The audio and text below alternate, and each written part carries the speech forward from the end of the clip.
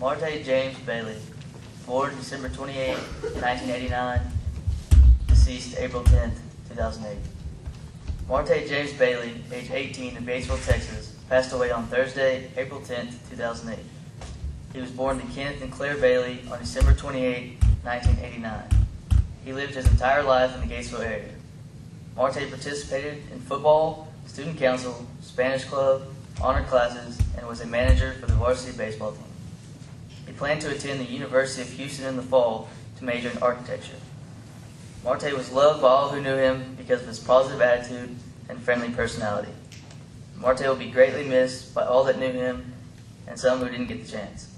Marte is survived by his parents, Kenneth and Claire Bailey, brother and sister, John and Melanie Bailey. Visitation will be held on April 12th at 8 p.m. at the Gatesville Funeral Home. Memorial service will be held at 4:30 p.m. on April 13th at Our Lady of Lourdes in Gatesville.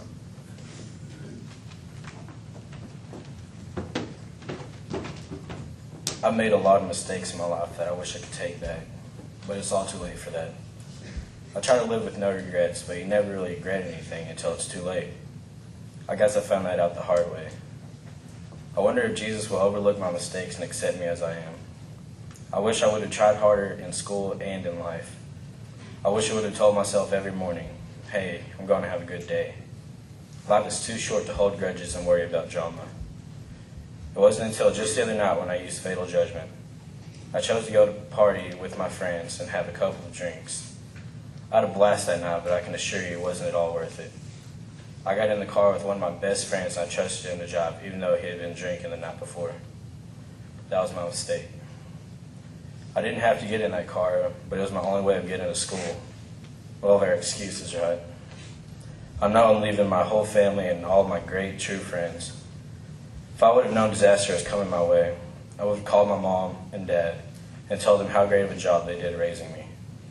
And my brother. He was like the one and only role model I ever had. I just hope one day I'll get to see him again. I can't imagine doing anything without him. Before the accident, I wish I would have told all my friends how much they meant to me and that I owed them my life. I couldn't have gotten through 2 days, girlfriends, or bad days without them by my side. So if you guys are out there listening, thank you. A lot of people get into a car and don't even think about how critical seatbelts really are. The other morning, I committed once again another mistake. I disregarded anything my mom ever told me about car safety. Man, was I stupid. I remember telling all my friends, step on it, we're going to be late. Mistake number 4, never be in a hurry. Because about 30 seconds later, my whole life flashed before my eyes. I thought I heard crying, then I finally realized it was me. And then the cries faded, and here I am today, dead. All because of a strap and a buckle. Strapping a buckle I decided was useless. Fatal judgments got the best of me.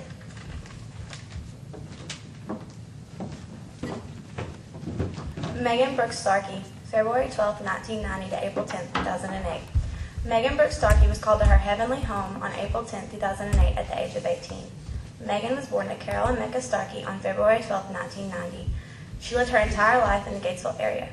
Surrounded by a large family and many friends, Megan was an honor senior at Gatesville High School and had been accepted to Charleston State University, where she was planning to pursue her lifelong dream of becoming a nurse. Megan was active in school and enjoyed participating in powerlifting, cheerleading, and golf. She was a member of the First United Methodist Church of Gatesville. Megan was a sweet and caring person who enjoyed having fun with her family and friends. She will be greatly missed by many people for a long time. Megan is survived by her parents, Carol and Mecca Starky, brother Colt Starky, and grandparents Charles and Pat Ray and Billy Starky. Visitation will be held at 6 o'clock on April 12th at Gatesville Funeral Home.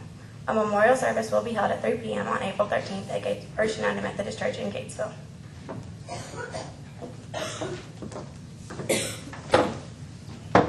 Yesterday, I made a fatal decision by getting in the car with Cody. He told me he was okay to drive. Come to find out, he was wrong. I should have followed my instinct and told him to let me drive, but instead I let him. That one decision cost me my life. I won't get to go to my senior prom or my graduation that I've looked forward to for so long. I won't get to go to Tarleton to become a nurse and help save lives. I won't get to get married or have a family of my own.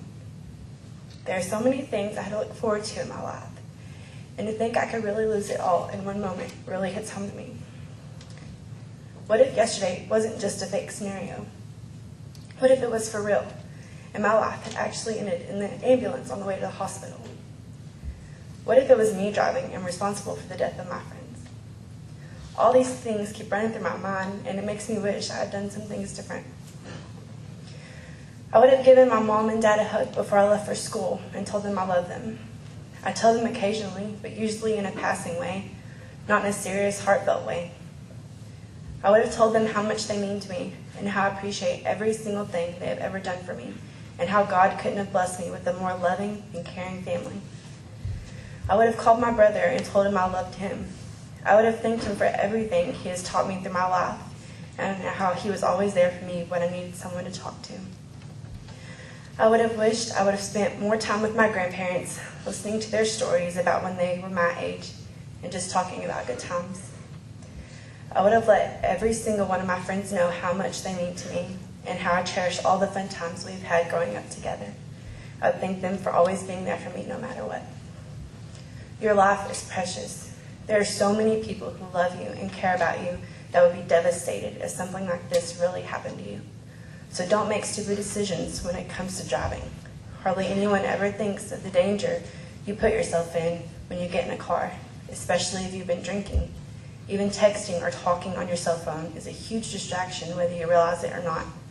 So please, from now on, when you get in the car, be the safest driver you can be.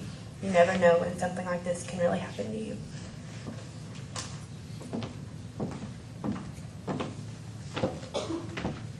Jennifer Nicole Donroski, age 18, passed away on Thursday, April 10th. Jennifer was born on December 29, 1989, in Hamburg, Germany. She was currently a senior at Gatesville High School and was planning to attend Temple College in the fall. She was going to go into the medical field and pursue her lifelong dream of becoming a pediatric nurse. Jennifer was a member of the Spanish club her freshman year and an active member of the tennis team all 4 years of high school. Jennifer was loved by many and will be missed by all. She is survived by her father, Doug Donroski, her mother, Gissy Cummings, her sister, Teresa Donroski, and her boyfriend, Jared Schumann. The visitation will be held at the Gatesville Funeral Home at 2 p.m. April 12th. We got on Marshall Street and we were telling Teresa to speed up so we wouldn't be late.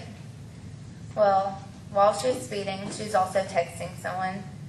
And then I remember the screaming and telling Teresa to watch out. And then all of a sudden, we had a head-on collision with some other vehicle.